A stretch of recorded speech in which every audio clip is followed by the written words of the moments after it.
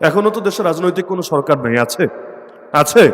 আপনি গিয়ে ওয়াদা নেন, রে ভাই তোমারে ভোট দিব, একদম আমার ভোট, আমার ফ্যামিলির ভোট, আমার বংশের ভোট, সব ভোট দিব, কিন্তু শর্ত হলো তুমি আমাকে লিখিত ওয়াদা দাও, তুমি ক্ষমতায় গিয়ে বা পার্লামেন্টে গিয়ে তুমি খাতমে নবুয়তের পক্ষে, আমার নবীর ইজ্জতের পক্ষে কথা বলবা, এবং কাদিয়ানীদেরকে অমুসলিম ঘোষণা করার জন্য যে লড়াই করা লাগবে সেই লড়াই করবে, লিখিত দাও। দেখবেন মুখ দিয়ার কথাই আসে না। বিশ্বাস হয় না? তখন বলবে না না, এটা আসলে আইনের ভাষা না, না এটা করতে গেলে আমেরিকা একটু কষ্ট পাবে, ব্রিটেন একটু মন খারাপ করবে, জাতিসংঘ একটু খেপে যেতে পারে, তখন যদি আমাদের থেকে সাপোর্ট উঠায় নেয় লাস্টে ঝামেলা হবে। এই ভণ্ডামিগুলো করে নাকি করে না? আজীব এক অবস্থায় এত মুসলমান যেই দেশে থাকে ওই দেশে হুজুরদের এখনো গলা ফাটানো লাগে যে শরীয়তের আইন, শরীয়তের আইন। আরে শরীয়তের আইন মানে কার আইন? শরীয়তের আইন মানে কার আইন? আর শরীয়ত মানে খালি চোরের হাত কাটা না, শরীয়ত মানে খালি কেউ ব্যভিচার করলে পাথর মাইরা মাইরা ফেলা না। আর ওইটা তো বড় ক্ষুদ্র একটা অংশ। ইসলামের মোট অংশের কয় পার্সেন্ট হবে এই বিচারগুলো? কয় পার্সেন্ট? 10% তো না। তো বাকি অংশগুলো কি?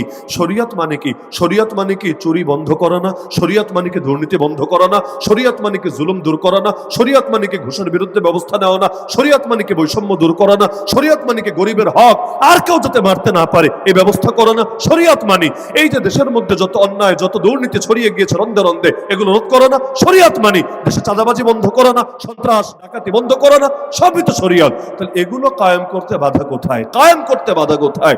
সব মুসলমান দিয়ে ভরে গেছে, খালি আল্লাহ এবং তার নবীর পক্ষে দাঁড়ানোর লোকে কমে গেছে। অথচ আবু তালেব অমুসলিম, কিন্তু আবু তালেব বলেছিল, শোন কুরাইশ, মুহাম্মাদের গা টাচ করতে হলে আমার লাশের উপর পাড়া দিয়ে যেতে হবে। কে বলেছে? কোনো মুসলমান না, আবু তালেব, এক অমুসলিম নেতা। মুহাম্মাদের গায়ে টাচ করতে হলে আমার কবরের উপর পাড়া দিয়ে যেতে হবে, হাত্তা ওয়াসাদা ফিত তুরাবি দাফিনা। এজন্য যতদিন আবু তালেব জীবিত ছিল নবীর বেশি ক্ষতি করতে পারে নাই। আবু তালেব মাথার উপর ছায়া হয়েছিলেন। আমাদের শরীয়ত কায়েমে বাধা। আমরা বাংলাদেশে যেই পরিমাণ মুসলমান আছে, এই দেশে শরীয়তের শাসন হতে বাধা কোথায়? বুঝান আমাকে। নির্বাচন আসলে তো সবাই আল্লাহর ওলি, নির্বাচন আসলে তো সবাই হাসান বসরি, সবাই তো ওয়াদা দেয় কোরআন সুন্নাহ মেনে দেশ চালাবো, সবাই ওয়াদা দেয় মদিনা সনদ মেনে দেশ চালাবো, সবাই ওয়াদা দেয় আমরা আগামী দিনে ইসলাম বিরোধী কোন আইন করব না। বলে না কি বলে না? আরে বলে না কি বলে না? যদি সবাই এত আল্লাহ প্রেমিক হয়, নবী প্রেমিক হয়, কোরআন প্রেমিক হয়, ইসলাম প্রেমিক হয়, তাহলে শরীয়তের শাসন কেন কায়েম হয় না? আরে শরীয়তের শাসন বাদ দেন, স্বাধীনতার 55 বছরে এসেও এখনো স্লোগান দিতে হয় নবীর পরে নবী নাই, সংসদে আইন চাই। এখনো চাইতে হবে? আর কতকাল চাইতে হবে? আর কতকাল? 55 বছরে চলে আসলাম, আর কতকাল? কত সরকার এলো আর গেল, আমার নবীর ইজ্জত রক্ষায় সবাইকে ব্যর্থ হতে হলো। এত সফলতা, এত ক্রেডিট, এত কৃতিত্ব, এই করেছি সেই করেছি, আরে রাখো, দুনিয়ার কি করেছে পরে বলো। আগে এটা বল, আমার নবীর ইজ্জত রক্ষায়, আমার নবীর খাতমে নবুয়ত রক্ষায় এই ভণ্ড কাদিয়ানীদের দমনে কি অবদান রেখেছো পারলে বলো। কে বলতে পারবে? কে বলতে পারবে? অথচ নির্বাচন আসলে মনে হবে এক একটা হাসান বসরি দুনিয়ায় নেমে এসেছে। এমনকি ওয়াদাটাও দিতে রাজি না। এই যে দুনিয়ার বুকে যে খেলাফত নাই, আছে নাকি? খেলাফত যে নাই, এই যে খেলাফত নাই, এর সবচাইতে বড় বাধাও কিন্তু আমরা। বলবেন কিভাবে? খেলাফত মানে কি? খেলাফত মানে তো এটা যে দুনিয়ার সমস্ত মুসলমানরা কেন্দ্রীয় একজনকে নিজেদের নেতা মেনে নিবে, ব্যাস, আর কিছু না। কিন্তু এমন একজনকে নেতা মানবে যিনি তাদের সকলের অভিভাবক হবেন, সকলের মধ্যে শরীয়ত জীবিত রাখবেন, সকলের মধ্যে ইনসাফ প্রতিষ্ঠা করবেন, যখন যেখানে প্রয়োজন তাকে সাহায্যের হাত বাড়িয়ে দিবেন। এটাই তো। তাহলে দুনিয়াতে অন্তত মুসলমানদের 57টা দেশ আছে নাকি নাই? প্রতিটা দেশে সরকার বাহিনী আছে নাকি নাই? এই এরাও যদি সকলে ঐক্যবদ্ধ হতো যে আমরা সকলে 2টা পয়েন্টে একমত। 1 নম্বর, আমরা মুসলিম দেশ, আমাদের শাসন চলবে আল্লাহর আদর্শ দিয়ে, নবীর আদর্শ দিয়ে, ইউরোপ আমেরিকার আদর্শ দিয়ে না, কাফের মুশরিকদের আদর্শ দিয়ে না। 2 নম্বরে, আমরা যেহেতু ছড়ানো ছিটানো, যে কোনো সময় আমাদের স্বাধীনতার উপর, সার্বভৌমত্বের উপর আঘাত আসতে পারে। সব জায়গায় কিছু দুশমন উৎপেতে আছে, আমাদের পাশেও যেমন একটা আছে, পৃথিবীর বহু অঞ্চলে এরকম বহুটা আছে। তা আমরা আলাদা আলাদা ভাবে দুর্বল, সবাই দুর্বল, কিন্তু সবাই যদি এক হয়ে যায়, সবাই যদি এক হয়ে যায়, তখন কিন্তু আমরা দুর্বল না, তখন আমরা অনেক সবল। দুনিয়াতে ইসরায়েল আছে 1 কোটি, দুনিয়ায় মুসলমান আছে 200 কোটি। 1 কোটি বেশি না 200 কোটি বেশি? 200 কোটি যদি 1 কোটির বিরুদ্ধে নামে, 1 কোটি কয়দিন মোকাবেলা করতে পারবে বলেন আমাকে? কিন্তু 200 কোটিতে এক হতেই পারে না। এই কারণে তো যদি চিন্তা করে, ওই ইউরোপ যেভাবে এক আছে, ন্যাটো আছে না, ন্যাটো সবাই মিলে বাহিনী বানায় নিছে, সবাই মিলে, যে আমাদের যখন যার লাগবে ওরা সবার জন্য কাজ করবে। তো মুসলমান যদি সবাই মিলে এরকম কেন্দ্রীয় একজনকে নেতা মেনে নিত, সবাই মিলে একটা বাহিনী বানায় নিত, পৃথিবীতে খেলাফত কায়েম করতে আর কি লাগতো? আর কি লাগতো? কিচ্ছু না।